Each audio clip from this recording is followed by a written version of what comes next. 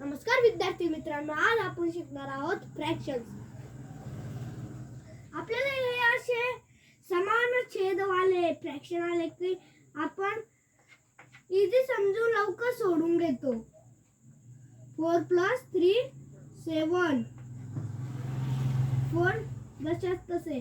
पण आपल्याला छेद समान नसलेले फ्रॅक्शन आले की आपण गोंधळून जातो। आपल्याला वाटतं की आता काय करावं, आपल्याला तर हे फ्रॅक्शन येतच नाही। तर त्यासाठी आम्ही घेऊन आलेलो आहे तुमच्यासाठी एक इझी टेक्निक। तर हे बघा, पहिले काय करायचं, 6 × 3 याला म्हणतात तिरकस गुणाकार करायचा। 6 × 3 6 × 3 असं लिहून द्यायचं।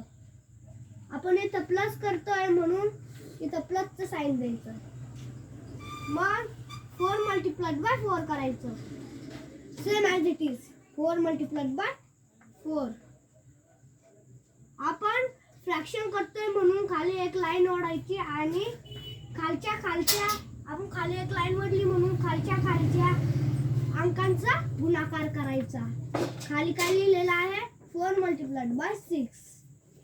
तर यापुढे असे करायचं की इथं आपण 6 × 3 लिहिलेलं आहे म्हणून 6 × 3 करायचं। 6 × 1 6 6 2 12 6 3 18 6 3 काय होतं मग 18। मग 18 इथे लिहून घ्यायचं। त्यानंतर त्याच्या पुढे काय दिलेलं आहे, प्लसचं साइन, तर आपण इथं प्लस लिहून घ्यायचं।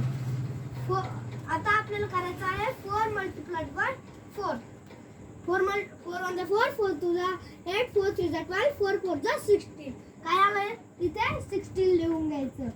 मग याची ऍडिशन करायची। 8 + 6 40 4 खाली लिहायचे, 1 कॅरी ऑन द्यायचा।